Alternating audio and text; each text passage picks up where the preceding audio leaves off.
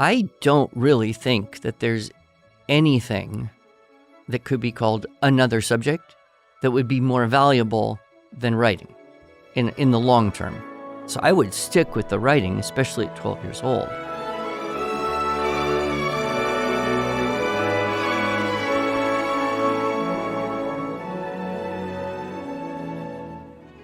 Hello, and welcome to the Arts of Language podcast with Andrew Pudewa, founder of the Institute for Excellence in Writing, or as many like to say, IEW. My name is Julie Walker, and I'm honored to serve Andrew and IEW as the Chief Marketing Officer. Our goal is to equip teachers and teaching parents with methods and materials which will aid them in training their students to become confident and competent communicators and thinkers.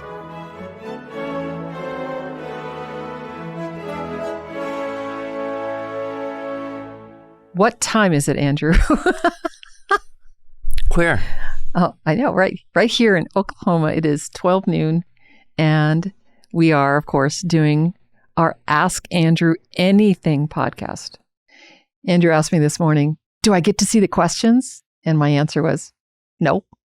She's a bully. That's all I can say. So we also have, a wonderful surprise for our viewers right now.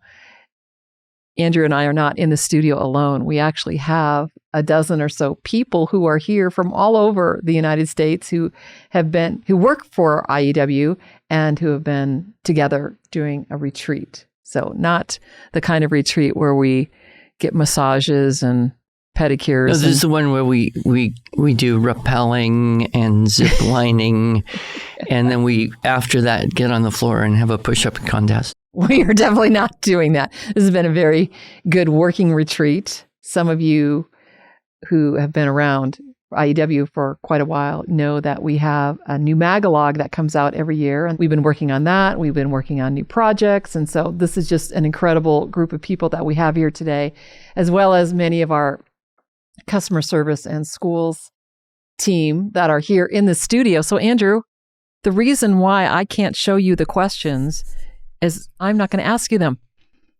They are. Okay. Are you okay with that? Whatever you have planned, I will be happy. Okay. Sounds great. Thank you, Andrew. This episode will be launching on our 30th birthday, IEW's 30th birthday. So this is our happy birthday IEW episode. All right, Allison, take it away. Oh, we're playing musical chairs. We are. Happy birthday, Andrew. Well, thank you. Yes, of course. It's an honor to be here. Hi, everybody. My name is Allison Hines, and I live in Cartersville, Georgia. That's just north of Atlanta. And I am honored to work with the IT team, the customer service team, the marketing team, the editing team. I get to see lots of pieces, and it's so much fun. I really enjoy it.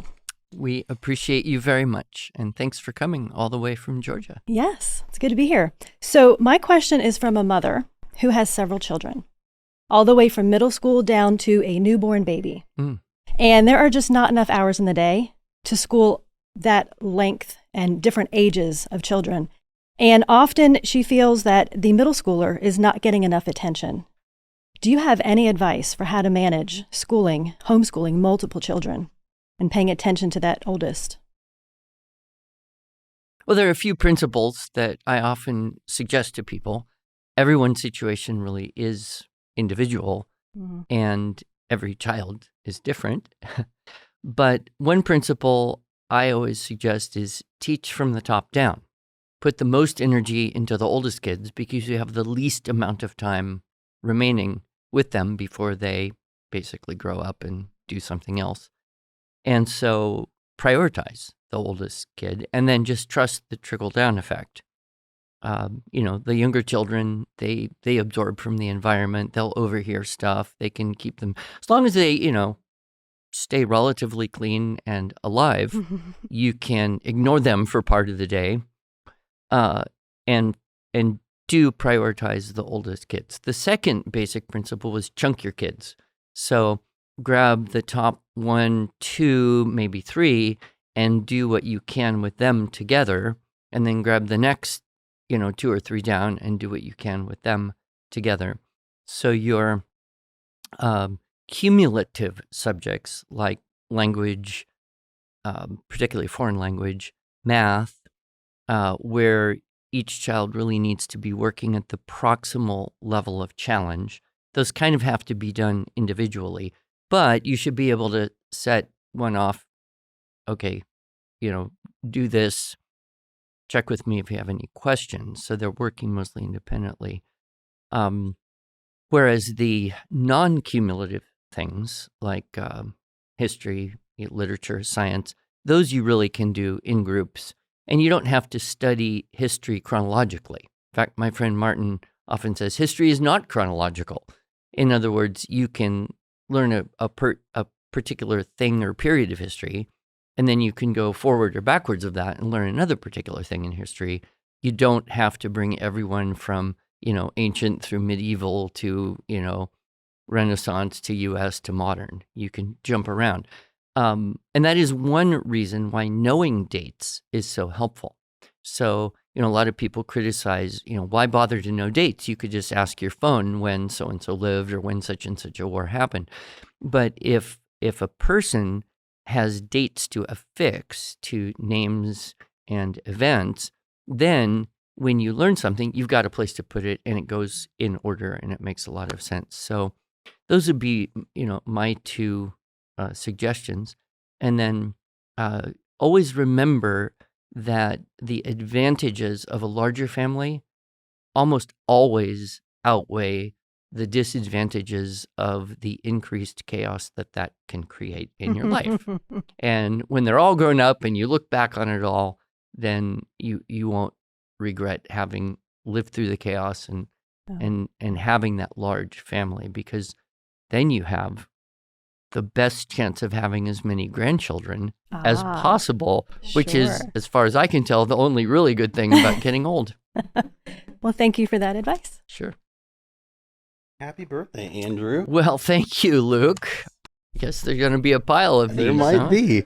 I'm Luke Hoyte, and I'm the graphic designer here. And I'm also from Oklahoma. I have a little bit of a drive-in. So how do you transfer the skills that you've learned from structure and style into other languages? Well, there's two things, structure and style. If you are practicing the structural models, learning how to collect up and organize and sequence and support information, that's a cognitive skill that's going to carry over no matter what you do. So, I often get teenage boys in particular will say something to me like, well, I'm not going to have to write when I grow up because I'm going to fill in the blank, be an engineer, go into the military, whatever. And I always say, it doesn't matter what you do. Be an engineer, go into the military, be a garbage collector. If you can speak and write well, if you can communicate well, you'll rise up to a position of influence and leadership. The best engineer stays an engineer because he's a great engineer, but the engineer who's good at engineering and can communicate engineering ideas will rise up and have more influence and opportunity to serve in a greater way. So that's immediately transferable because those are just, basic thinking skills. On the style side, there's two things that are happening. One is you're getting more and more comfortable with grammar. Mm-hmm. And grammar is the logic of how languages fit together. And the other thing is variety of expression. So by working with the stylistic techniques, year after year after year for several years, you start to get this just absolute confidence with the grammar of it. And if you're supplementing that with something like, fix-it grammar, or even better, studying a foreign language like Latin, then you're getting more X-ray vision into the deep logic of language. And that's going to carry over into any language you study, even something that's very, very different, like Japanese, Chinese, Russian. Then, with the style, when you have a variety of a variety of ways to express ideas and say things, then you're in the habit of always saying, well, what's the best word? What's the best phrasing? What's the best combination? What sounds right looks right, feels right, makes good sense. Those are, again, transferable skills. So I am not completely fluent in any foreign language, but I do believe that students who grow up with a good foundation in all of those things, the structural ideas of organizing and presenting, or organizing ideas and presenting them in a logical way, as well as grammar and variety of expression, those should all, so if you do end up, go live in Guatemala for a year, your Spanish should be very good if you grew up with structure and style. That makes sense. I hope so. Thanks so much. Thank you. Well, happy birthday, Andrew. It's not my birthday. I wouldn't have even noticed it was 30 years, except Julie has to make a big deal out of it. Her old recreation background just. Absolutely. Thank you. You're Jeff. very welcome.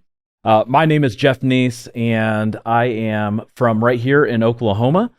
And my role here within the company is a few different roles. I'm the implementation coach, so I'm responsible for going out and training teachers in the IEW methodology, as well as an educational consultant and an online instructor.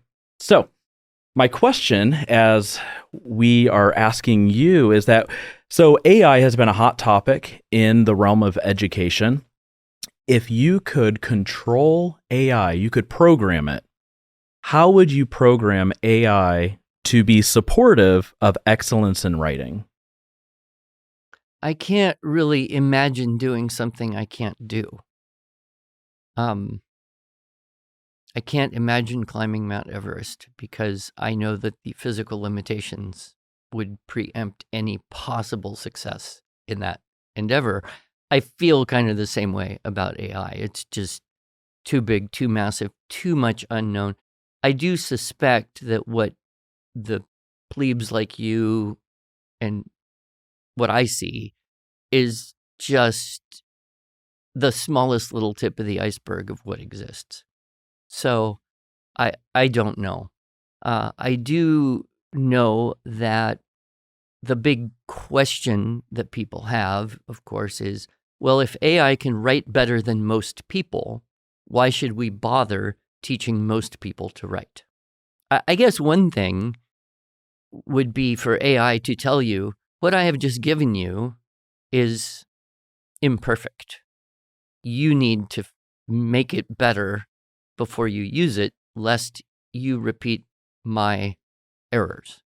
That would be a good kind of disclaimer at the top of every AI search. I do think that a lot of kids who, or even adults who use AI, we get information. Who are we trusting? What do we even know about where that information came from? Therefore, a good habit for all of us to have would be to always ask the AI, large language models will do this. Where did you get your information?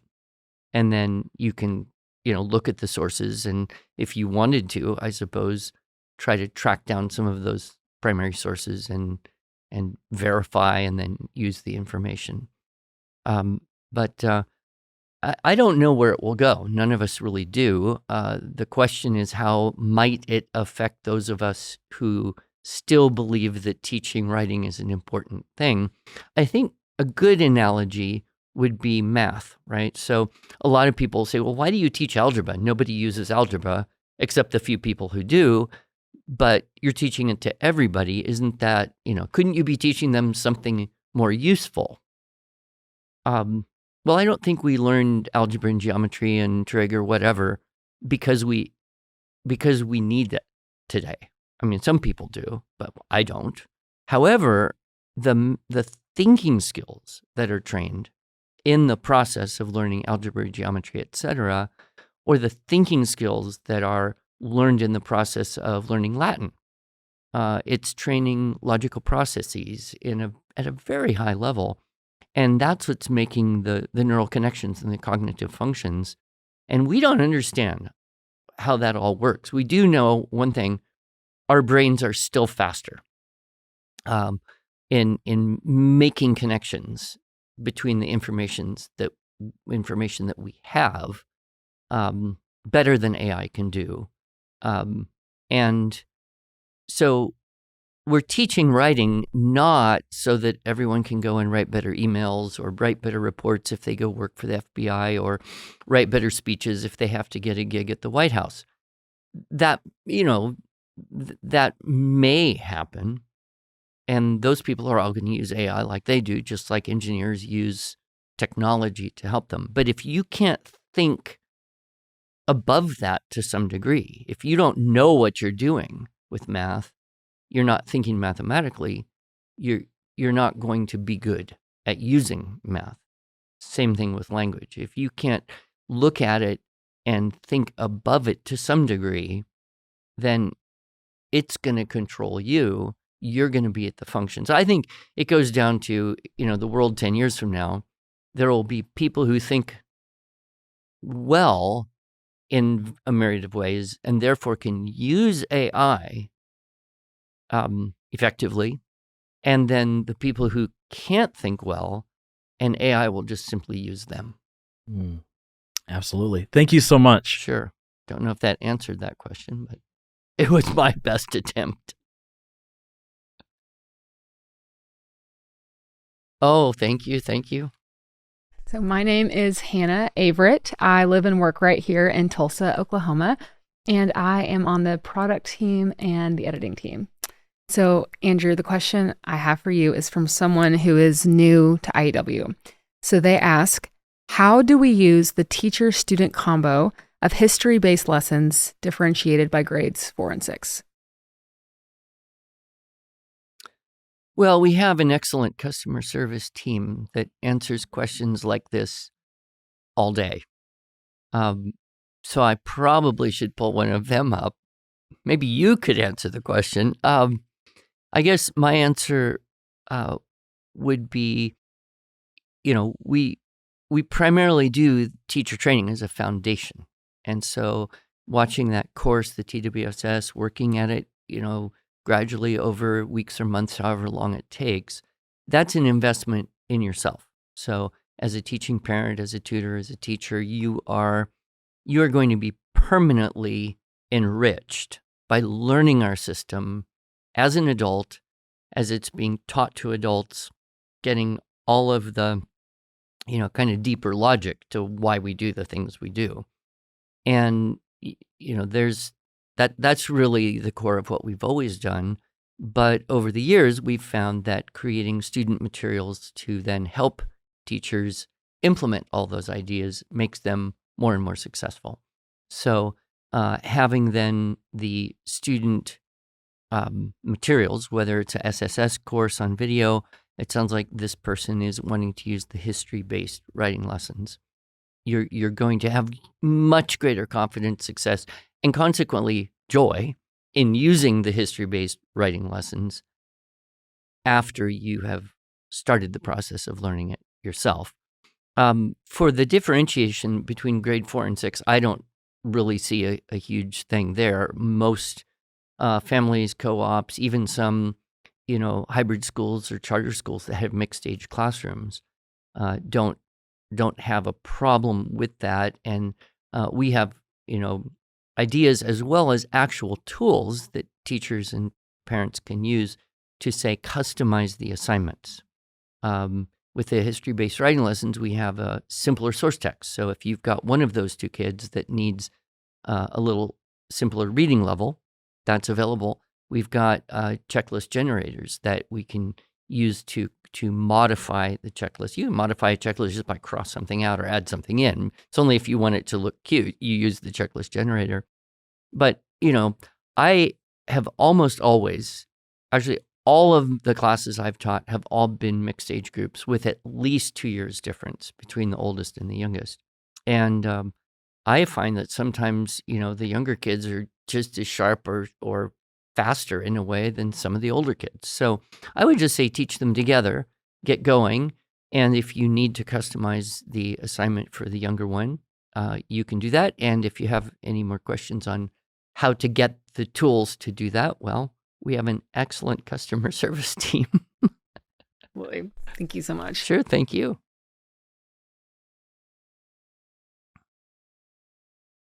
Hello, Elisa. Happy birthday. Thank you. IEW as well. My name is Eliza Sanchez, and I actually am also here in Tulsa, Oklahoma, and I am part of the customer service team. You did a fantastic job answering. Thank as you. You always I'm do. glad you heard and could approve. Okay. The question I have for you is actually two-part, and they're asking about their student who has ADHD. What would you do to encourage this student who dislikes reading to read more? And would you feel that an audiobook is as good or equivalent to actually reading a book? So, to answer the last part of that question first, audiobooks are excellent. And I am a huge fan of audiobooks, especially for kids who have not a natural inclination toward reading a lot, either because of ADHD or other attention issues or dyslexia, whatever's going to impede. And you can just fill up that mind with great literature and vocabulary and nuance and rhythm and beauty of language. I don't think any of us actually hear as much high quality English as we would benefit from. I don't know that you could ever get too much beautiful language into your mind through your ears.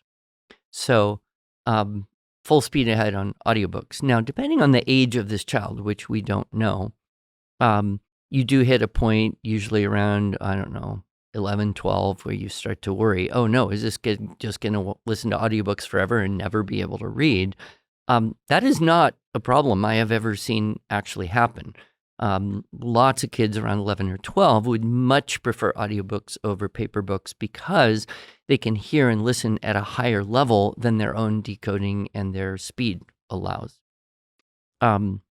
So keep them both going. In terms of encouraging the student, well, there's a few ways. Number one, you can, work hard to find books that are going to appeal to that child. With boys, these are usually books with semi-heroic characters who are involved in some level of violence in order to accomplish good in the world, either through historical fiction or science fiction or fantasy or whatever. And so in getting the right book can really make a difference.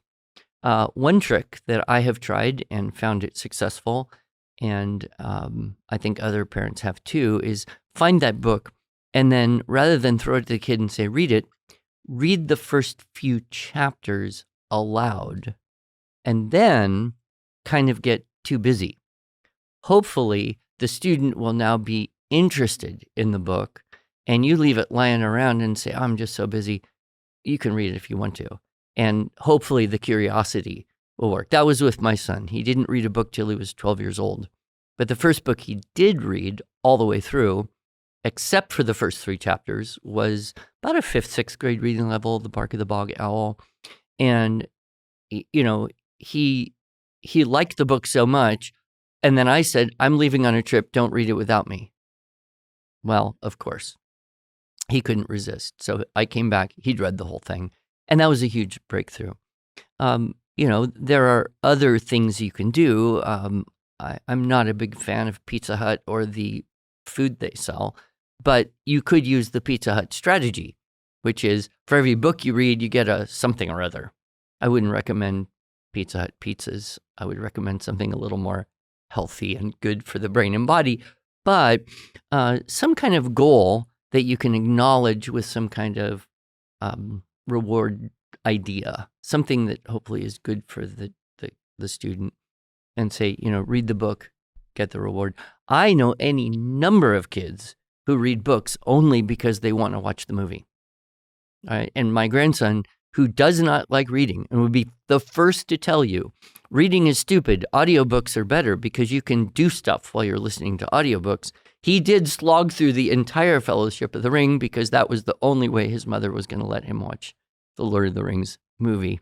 And then he slogged through the rest of them, and now he's on Huck Finn. Why? Because he wants to watch the movie. So that may be of help too. But mostly I would say to parents who have kids that don't like reading, especially within that range of 10, 11, 12, 13, don't stress over this. It's not a deal breaker.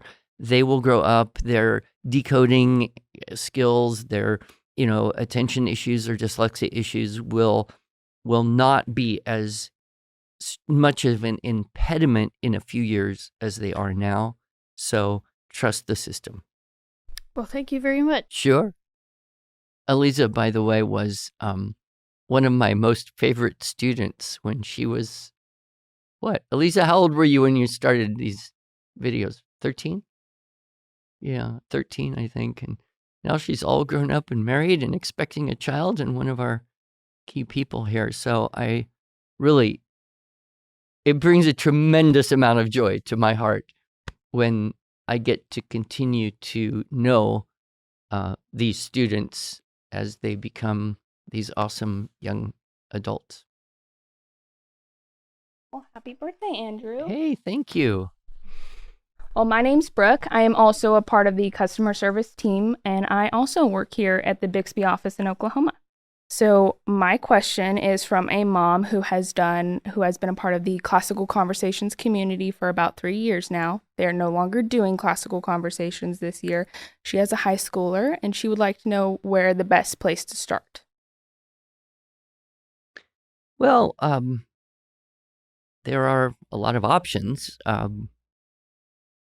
I think that, if you're used to the theme-based format, a really good way to jump back in is to use the Bible-based writing lessons. I think it's very challenging. It's great content. The book is a natural extension from what that student has previously experienced, and it gets pretty challenging pretty quickly. So I think that would be a good thing to do. If for some reason they wanted to try the video format, that would be good, probably the SSS1C.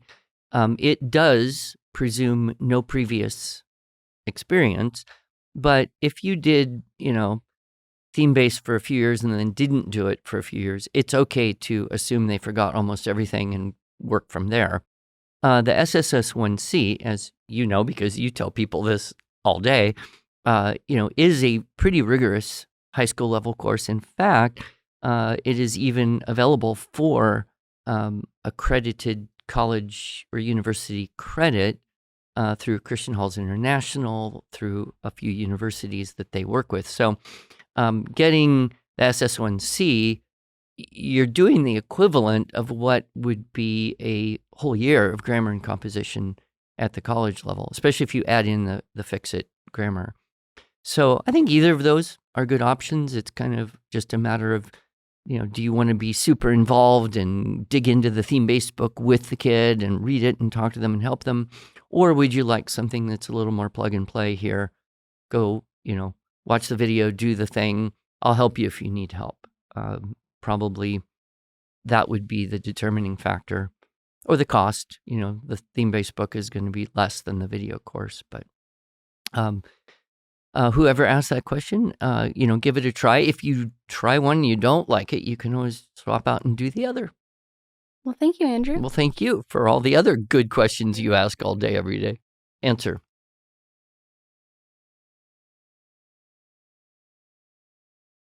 Oh, well, thank you. I'm getting a big pile of these. Well, remember how many questions we had. My name is Marcy Harris, and I am an IEW online instructor, and I serve the IEW editing team. I'm from Indianapolis, Indiana. Thank you for coming to Oklahoma for our event. I love being here. My question comes from a parent who knows how much you value speech and debate. What is the best way to prepare for debates, and what kind of essay or outline should she have her children write and memorize? Well, I don't know if this person has already been involved in speech and debate for a year or two or more, or is now new. If it's the latter situation, then my advice would be find some people who are doing speech and debate and hang out with them, right? Learn from who's got the experience. And so most clubs have a good amount of experienced kids who've been doing it 3, 4, 5 years, parents, coaches, and that's going to be your absolute best preparation is hang out with those people, learn from them, do what you can. If you're completely new and you don't have a club, then you should find one, probably through ncfca.org or STOA is the other group. Both are great leagues, and they have wonderful training materials available and a system, and go to a tournament and mind-blowing. Lights go on. You start to see it all. If this person has already been doing that and now is saying, well, what's the best way to prepare to be even better? One thing would be to watch videos of the top kids. So if you're involved in policy debate, go on YouTube, watch the national championship, speeches and debates that are policy or Lincoln Douglas or dramatic interp or persuasive. So there's a lot of video of very high level kids available. And that's great. We didn't have that when I got going with this 20 years ago. But that would be one thing. Obviously, we have our Introduction to Public Speaking course, and it is meant to be kind of, a runway, if you will, to get the kid confident and going smoothly, getting fast enough to then, take off into that world of competition.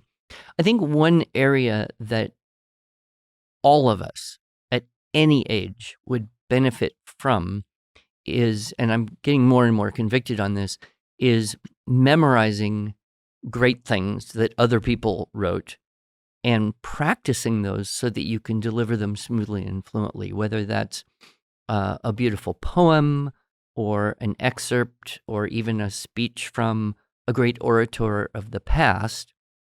We don't really have any good examples of great orators in the present, at least not that I see readily in the current world of politics. But we can look back and see some phenomenal examples.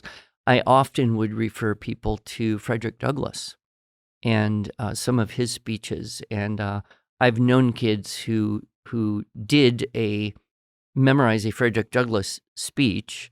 And there's nothing that would compare to that in terms of just so actively, powerfully furnishing the mind with the vocabulary, with the idiom, with the allusion, and with the essence of beautiful, true and powerful ideas beautifully presented. So I think we all should be, at least I'm trying to always be engaged in memorizing something and then just finding random people to practice it on, usually grandchildren who really don't care that much. And sometimes my wife, who also doesn't necessarily care that much, but I'm not doing it for them. I'm doing it for me. And I just think we tend to think of, memorizing poems is for little kids. No, I think it's for everyone who wants to grow in their mastery of language. Absolutely. Thank you so much. I hope that answered that question.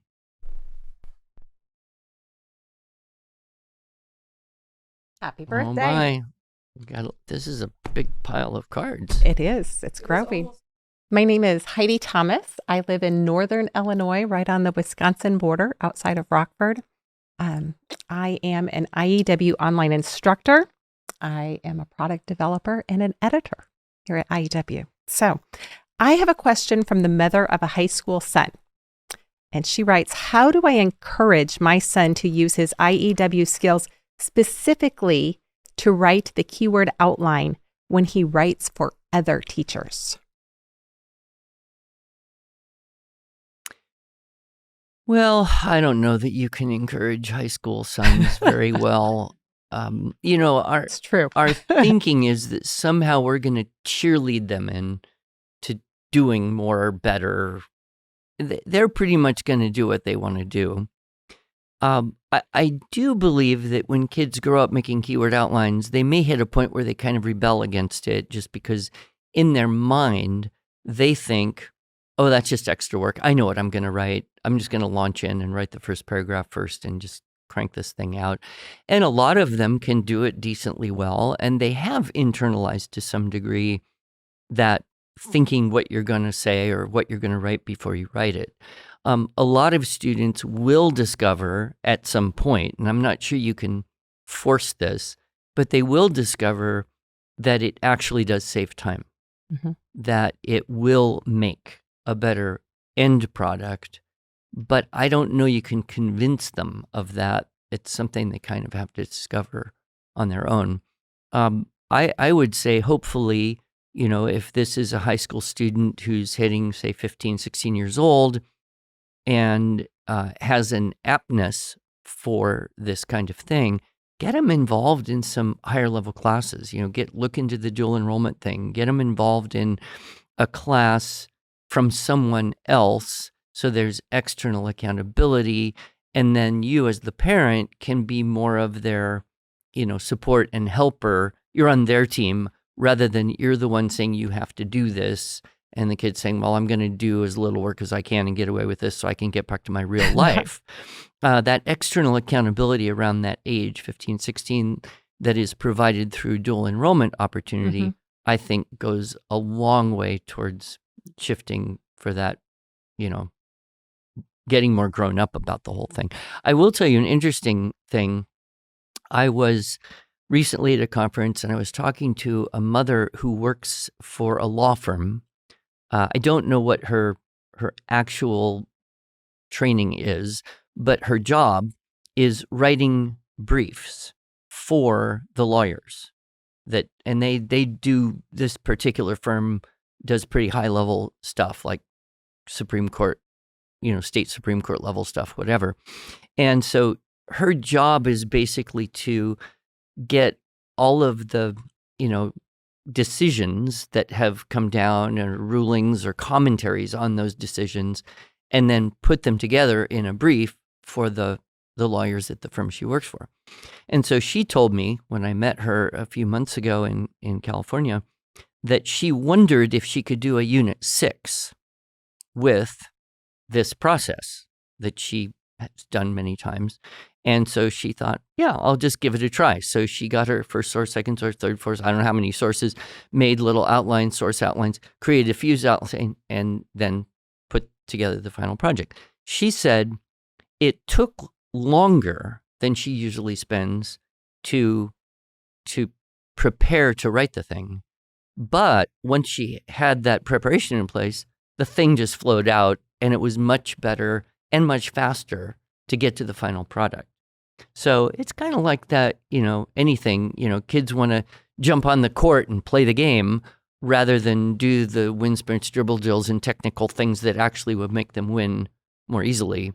That's just human nature. So, I think that at some point you hit adulthood and you say, hey, if I do all the technical practice, whether it's music or sports or writing, in preparation for the test on the court or the recital or the final project, they hit that point where they say, aha, preparation makes the whole thing much better, but it is a level of discipline. I don't know you can just convince someone to do it. They kind of have to discover on their own. So hopefully that young person will hear this answer and take it to heart. Yes. So true. Thank you. Thank you, Heidi. I want to just say how much I love editors because their job is to be sure I do not look stupid in public. And there is nothing more valuable than that. So, hi, Sabrina. Happy birthday, Andrew and IEW. Yeah, it's not my birthday, but it is nostalgic to think 30 years ago I did that first TWSS seminar. So, I'm Sabrina Cardinale, and I live near the beautiful Blue Ridge Mountains of Virginia, and I work with the product development team, and I do some editing also. So the question that I have for you, Andrew, is a parent would like to know, do you have some tips for spotting students' use of AI as opposed to their own work? I don't. I know that it is possible to run student writing through various analytical systems that will detect things like plagiarism or AI. I mean, there's actually an AI that is trained to detect whether writing has been created by AI. A couple professors I know, and this seems to be more of a problem in the college world than the high school world, but I'm sure it happens there too. He actually will expect them to include things that were in lectures that he gave or readings specifically that he gave that would not be part of the general world of large language model AI database stuff. And some of these, ChatGPT, unless you pay for a pretty upgraded version, you're dealing with stuff that is a year or two older, and it wouldn't necessarily be able to access either the newest information or the specific information that the teacher kind of put out there and suggested, you could use this in your writing. So I don't know. I've tried a little bit to see if AI could produce source texts. And I tried one experiment, and I asked it, I have this interface with 4 different large language model AI interfaces. And I gave it the same prompt, and it gave me 4 versions of it. It was a simple little thing, not a lot of need for historical accuracy. It was more the retelling of the myths of the founding of Rome. What I discovered is that none of them could produce a source text that I liked, that I thought would be a good one for the kids I'm teaching. So I don't know where that's going to go. I do know for a fact that teachers who care are returning to something that's been dead for a long time, and that's the in-class, essay, the blue book exam. So yeah, you can do all you want with AI, but come into the classroom, close the laptop, here's some paper, answer the essay questions right here, right now. And that's sheer panic for some students who aren't prepared for it. So depending on where they end up, I think, most teachers are contriving ways to be sure that their kids can use AI, but it doesn't replace their own thinking and writing, and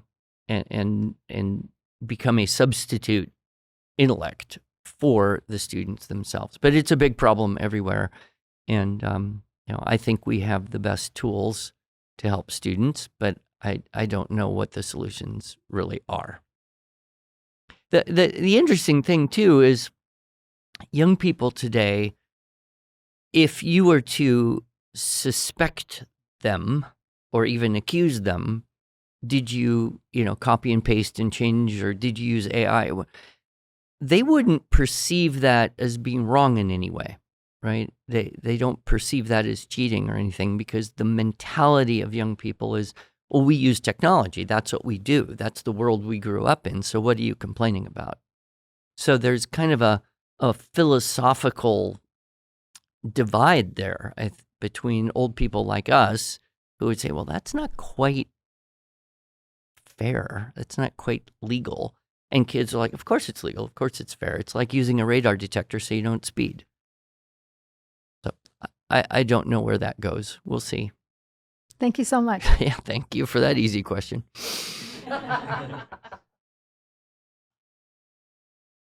My name is Danielle Olander, and I am from the west side of Michigan, just outside of Grand Rapids. And I have the fun of working with IEW as an editor and an online instructor, and also as a customer service agent. I have a question from a mom who said, right now I am typing my 12-year-old son's assignments because it causes a lot of stress when he writes them out. Would you pause IEW and do typing lessons, or just keep going with me typing? There's not really room in our schedule for another subject unless we drop IEW temporarily. Well, a couple comments. Number one, I don't really think that there's anything that could be called another subject that would be more valuable than writing in the long term. You could possibly make an argument that music is extremely important. But in terms of if you quit writing to do, I don't know, science or something, I don't know that you get a big gain out of that. So I would stick with the writing, especially at 12 years old. Is it 12? Mm-hmm. Okay. Yep. The other thing I don't know from this question, and that this is probably the biggest question, is this child writing on paper and then mom is typing it from a handwritten paper? Or is this child dictating and the mom is typing what the child is saying? Those are kind of two different scenarios in my mind.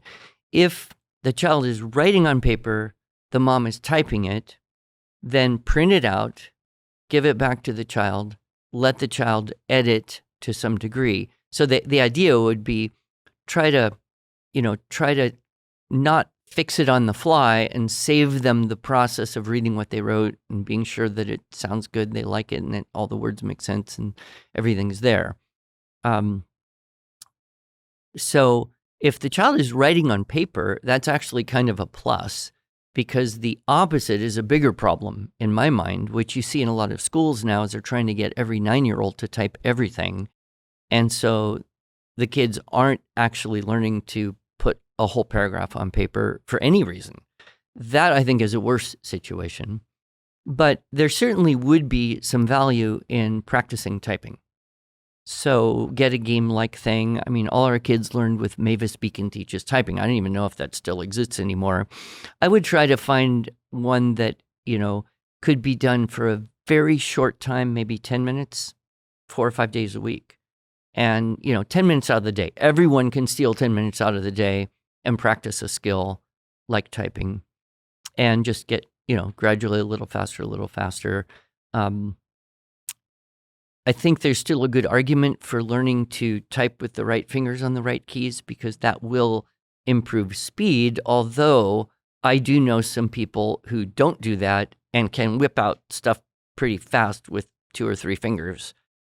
So I don't know.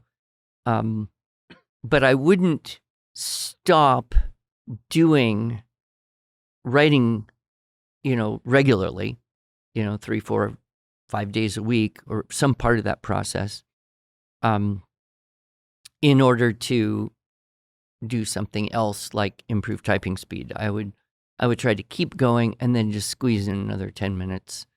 You would be surprised. 10 minutes, 4 days a week for 5-6 months, bam, you'd be awesome at typing.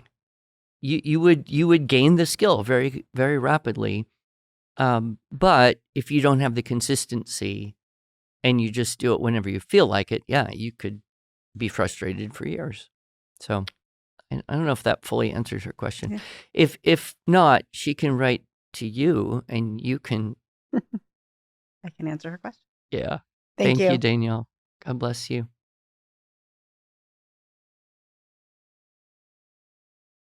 Oh, Denise. I'm going to have to read all these at some point, right? You do.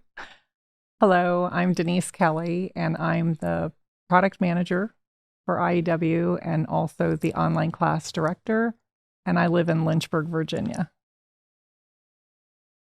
And I have a question for you, too. So, how do I teach my children if we don't speak English and they don't go to public school? Well, you would teach them in the language you do speak. I'm assuming this is specifically about English. I would assume because English writing. The challenge would be English grammar and composition and being sure that it's good. I would like to say that there is a huge neurological advantage in growing up perfectly bilingual. So if you do speak a foreign language and you speak that language in your home while you live in an English-speaking country, that child will likely grow up perfectly bilingual. I know a lot of families that they didn't require the child to speak back to them in the language of the mother.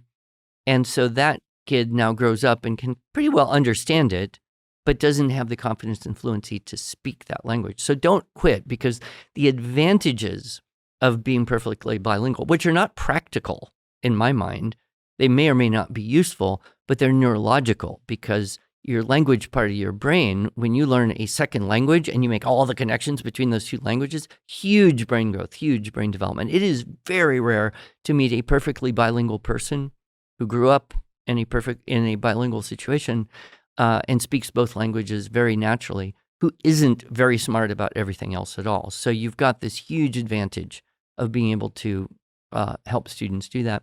In terms of the correctness of the writing, number one is use audiobooks, right? So they can hear elegant, sophisticated, correct, beautiful language in large quantity. And it's okay to read to them, even if your pronunciation, if she's feeling like her pronunciation isn't kind of good enough, it's okay. Don't worry, because the world around will take care of fixing the pronunciation thing. And there'll still be benefits of reading aloud to them, even if you have an accent that you wish was a little less of an accent. In terms of writing, then we do have online tools like Grammarly and AI that will check grammar, and so that's possible. I think a better option would be find someone who could be the student's editor. And if you're using our writing system, you know that I'm always encouraging kids, hire an editor, and the editor will fix up the paper and give it back to you with no smile attached. And if you don't feel like you have the confidence to do that yourself, try to find someone who can. Maybe a relative who is a native speaker, or a friend from church, or maybe the kid has an older acquaintance, friend of a sibling, older teenager who's pretty good at language and could help in that proofreading process, so that that final version they produce will be as close to, what we would generally consider correct or standard usage. Those are a few ideas, but all in all, be happy about having bilingual children, because that will be the greatest gift. They'll look back and just say, I am so glad that, my parents made me speak German to them my whole childhood, because now I can. Mm-hmm. And you've got a bigger, more well-developed neural network because of it. Yep. Denise, you mentioned that you are the director of our online classes. And so one of our listeners has a question, and I thought, who better to answer it than you, because it's a little tricky one. And it's about online classes. Okay. All right, here we go. The question is about online classes. Does IEW consider making online classes with theme-based books? No. No. And just the reason for that, I know the answer to that. We really appreciate having our online instructors have the benefit of having the students watch Andrew as their teacher, and then the online instructors come alongside. And without those structured style for students videos, there would be a lot lost in translation. So theme-based books don't have that. And also, they have a lot of time during the class meetings to talk to the kids and talk about grammar stuff and answer questions and do all of that really important stuff. If they had to kind of introduce that lesson from the theme-based book, that would take most of the time, and it wouldn't nearly be as efficient, and we wouldn't get as good of results. That would be my thought. Is that? Yeah. So what I would add to that is our online classes are video driven, and those are the videos that you've made. And we haven't done that with theme-based books. So. And it saves all of your teachers from having to find all the good jokes. That's true. That's true. Andrew's got all the jokes. Okay, so part 2 of the question is, will there be online 3B classes? Eventually there will be a 3B online class. And then the final question, this is all packed into online classes with one of our listeners. Thank you. These are great questions. There are not many high school writing classes. Would you consider just an essay writing online class? Well, we have essay writing in our online classes. We're not going to we wouldn't make an online class that would just teach essay writing, because we do that so well, and we teach a lot of other things in that same class. So our B leading up into our C, which is our high school classes, teach essay writing. Great. I would add in one little thing just so people understand. We are extremely careful about the people that we have and the training and the support and the experience levels they have. We could probably get lots more students if we just hired people who are kind of interested in the job. But we don't want that. So we're extremely protective of the quality of the experience for the students. So that's really something of great value that people get when they pay for the online class. It's not a warm body. It's not a random person. It's not someone we recruited.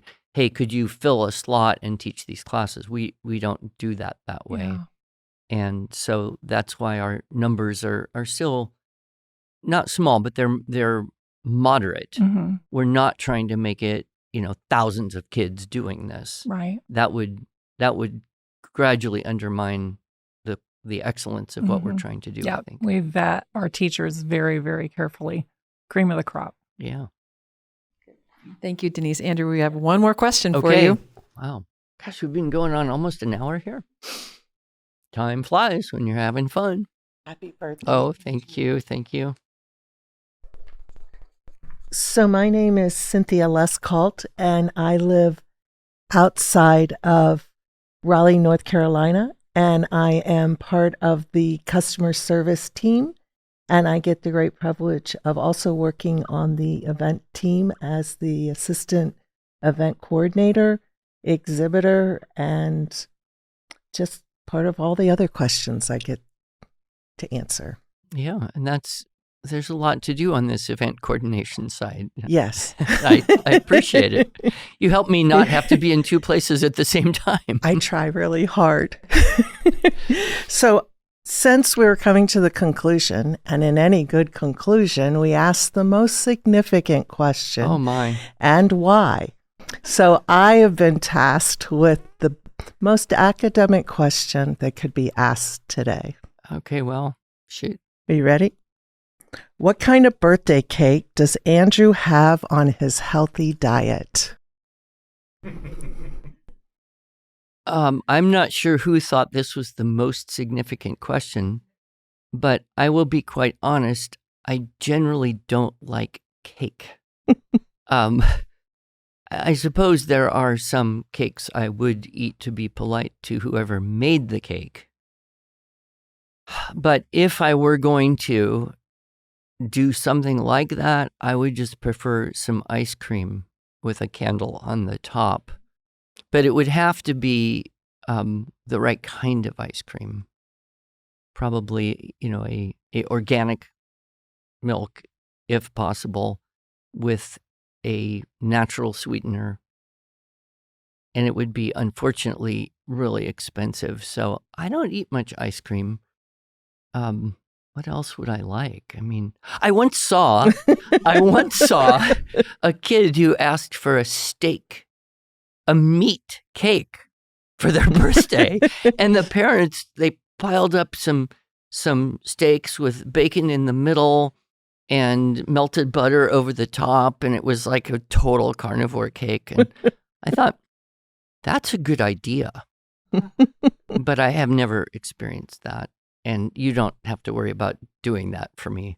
So I don't have to add that to one of my events. No. Actually, I'm just happy, eating kind of low key, healthy. My grandson makes cookies once in a while, but I think they're sweetened with honey. Oh, okay. Well, thank you for answering the most significant question. Thank you, Andrew. Yeah, I've obviously got some reading to do here. Yes, you do. Thank you all. Thanks for being here. Thank you.